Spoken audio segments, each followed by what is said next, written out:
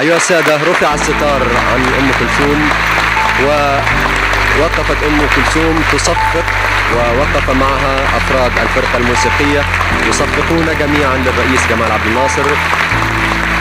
فأم كلثوم تحيي الرئيس وهي من مديرية الدقهلية.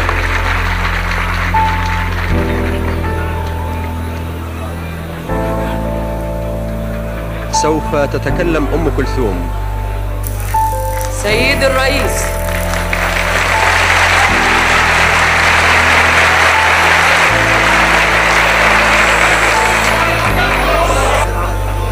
سيد الرئيس، إنني كمواطنة تنتمي إلى هذا الإقليم الذي أسعدته بتشريفك أحس بالفرحة الشاملة التي يشعر بها كل فرد فيه.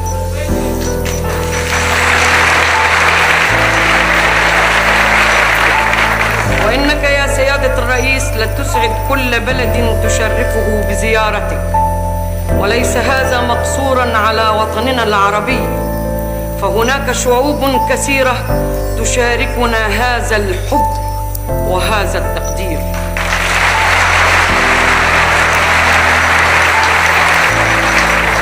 فقد تتبعنا بقلوبنا رحلتك الموفقة إلى البلاد الصديقة الهند وباكستان، وشعرنا بالفخر والاعتزاز لما تلقاه شخصيتك العظيمة من حب وحفاوة وتكريم. وهزني بصفة خاصة استقبال فنان الهند لسيادتكم وما عبروا به عن حبهم لشخصك حين أخذوا يرقونك بالبخور ويحصنونك بالدعوات. وهذه يا سيادة الرئيس أعلى مراتب الحب. ومن أحق من مصر الأم بتحصين ابنها البار، وقد حققت وما زلت تحقق لها كل الآمال التي كانت تصبو إليها.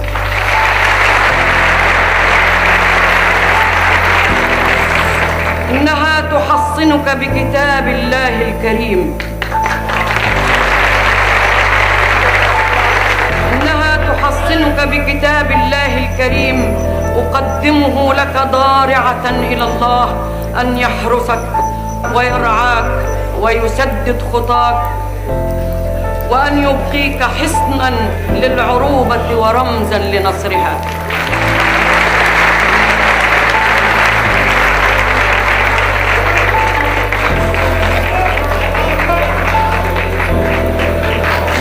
أيها السادة، ونزلت السيدة أم كلثوم فتقدمت من الرئيس جمال عبد الناصر وصافحت سيادته كما صافحت السيد عبد اللطيف البغدادي والمشير عبد الحكيم عامر والسيد زكريا محي الدين والسيد حسين الشافعي، ثم قدمت لسيادة الرئيس هدية تذكارية عبارة عن المصحف الشريف مبطن بالقطيفة ومغلف بغلاف مطعم بالصدف والعاج.